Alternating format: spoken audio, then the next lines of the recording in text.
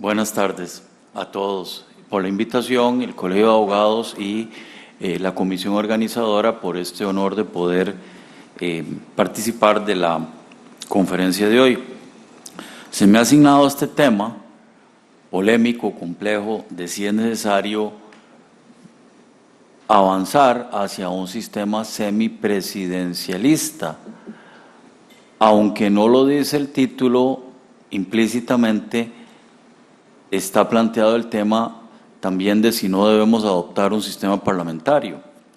Pero voy primero a concentrarme en cuáles pueden ser los problemas que nos llevan a plantear un sistema semipresidencialista o semiparlamentario, que es lo mismo, dicho de dos perspectivas, y después, si tenemos tiempo, podemos discutir el tema del sistema parlamentario. En primer lugar, nos haríamos la pregunta mejor dicho, el diagnóstico. ¿Cuál es el diagnóstico? ¿Por qué necesitaríamos nosotros modificar el sistema presidencialista? Otra pregunta, ¿existe un problema por sí en el sistema presidencialista que impida el ejercicio del mando, en primer lugar, transferido por el pueblo por el voto popular? ¿Sí o no? Y segundo, si ese problema está en la Constitución. En mi opinión, existe un problema para el ejercicio de ese mandato popular, pero no está en la Constitución.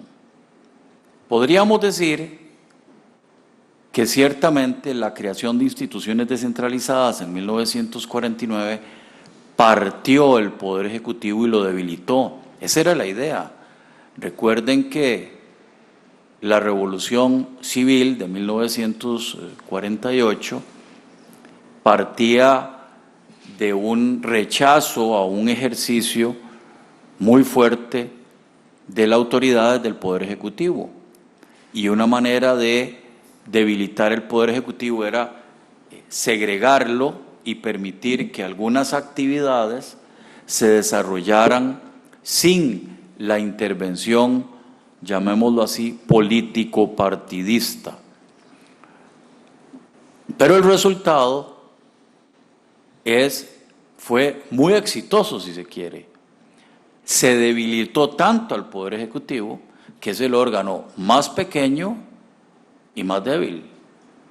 No puede impartirle órdenes e instrucciones a ninguna de estas instituciones que son mucho más grandes y poderosas, como en el área de la salud, de la energía en dos campos, ¿verdad? Energía hidroeléctrica, telefonía también, y la de hidrocarburos, el combustible.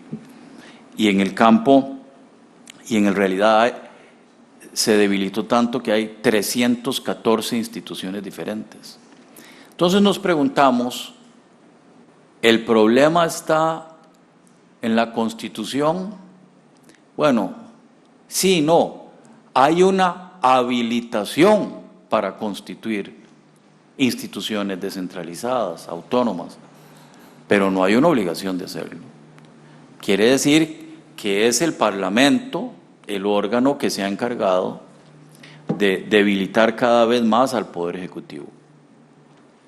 Y puede ser que sea un momento de repensar este diseño atomizado, satelital, de la función administrativa, ejecutiva, y, como dicen los marineros, recoger velas.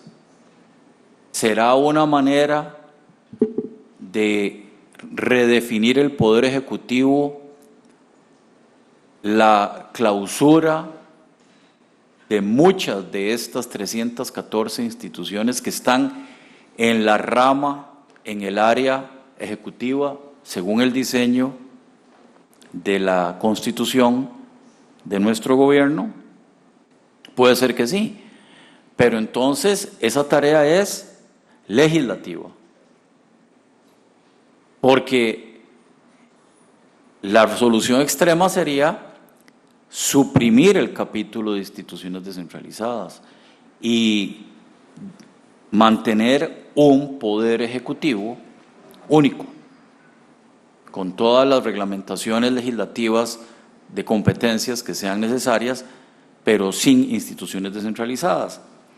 Ahora, del lado del legislativo nos preguntamos, ¿por qué sería necesario que el Parlamento intervenga en la conformación del Poder Ejecutivo, como ocurre en los sistemas parlamentarios? De hecho, en el sistema parlamentario, el Parlamento designa, elige, conforma el Poder Ejecutivo y también puede destituirlo. Son los famosos votos de censura que vemos en todos los países parlamentarios europeos, Japón, Australia, Rusia, y esa constante tensión entre el Parlamento y el Ejecutivo, porque el Ejecutivo es designado por el Parlamento. Decía el ex magistrado Scalia, norteamericano, ya fallecido, que le parecía un sistema absolutamente inconveniente el parlamentario y prefería el presidencialista, porque en el sistema parlamentario los diputados podían destituir al gobierno porque no les gustaba, porque no les parecía o porque eran de partidos diferentes, mientras que eso no lo puede hacer un parlamento en un sistema presidencialista con esa división de funciones. Ahora bien, regresando a nuestro tema, voy a ser muy breve. ¿Cuáles podrían ser unas ideas si es que todo Costa Rica considera que debemos movernos hacia ese sistema semipresidencialista o semiparlamentario y que haya una intervención mutua de los dos órganos, dizque para lograr resultados en la función, en la gestión administrativa? Bueno, una de las propuestas que hicimos en la Comisión de Gobernabilidad Democrática fue la posibilidad de instituir, ahí sí, en la Constitución, al primer ministro como una figura de la Constitución, es decir, un jefe de gobierno que no es el presidente de la República, el jefe del gabinete, quiero decir, y que se encarga formalmente, aunque en la realidad es así hoy, se encarga formalmente de dirigir un gobierno, pero también agregarle la posibilidad, o más bien obligación, de que el presidente o este primer ministro, ese ministro de la presidencia, se presente periódicamente al Parlamento a rendir cuentas, como el famoso Tuesday Question Day de los británicos, ¿verdad? Donde el primer ministro tiene que sentarse y en el Parlamento acudir y recibir una interpelación abierta y cruda y dura sobre la marcha del gobierno. Claro, en el otro modelo se entiende porque el gobierno ha sido designado por una mayoría parlamentaria y le exige cuentas. En este caso, el sistema presidencialista, el gobierno no fue designado por el Parlamento, fue designado por todos nosotros. Ahora, ¿qué ocurriría si de todas estas comparecencias y de una valoración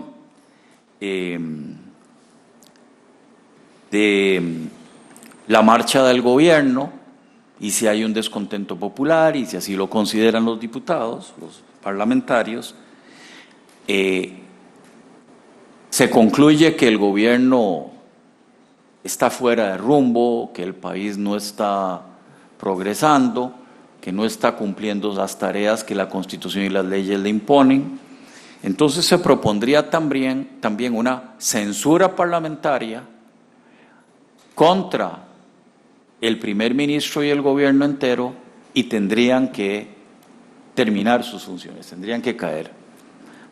No el presidente, su gabinete.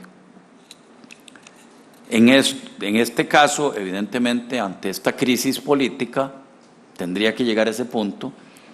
Nos preguntamos, ¿y qué haría el Ejecutivo?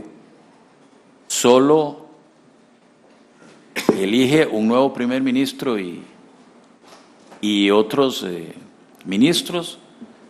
Bueno, sí, evidentemente debe hacerlo porque debe conformar el gobierno de nuevo, pero también podría disolver el Parlamento, porque si considera que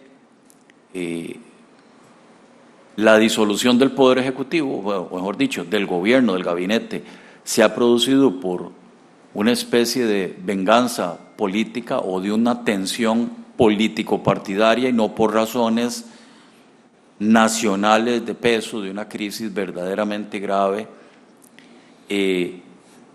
disolvería el Parlamento y obligaría a unas elecciones parlamentarias anticipadas, que podría reconformar la integración del Parlamento, de manera que haya un equilibrio entre el poder del Parlamento de disolver por un voto de censura al gabinete y del presidente de disolver el Parlamento por haber ejercido tal vez incorrectamente, excesivamente esta potestad. Polémico, evidentemente, no estoy seguro que Costa Rica necesite esta figura por una razón que hoy podamos entender.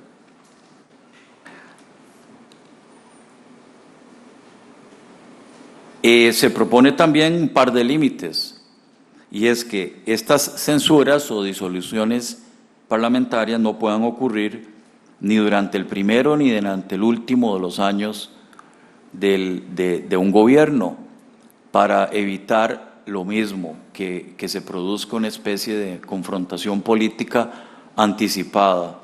Primero, que se interrumpa un gobierno que acaba de ser electo, y segundo, que se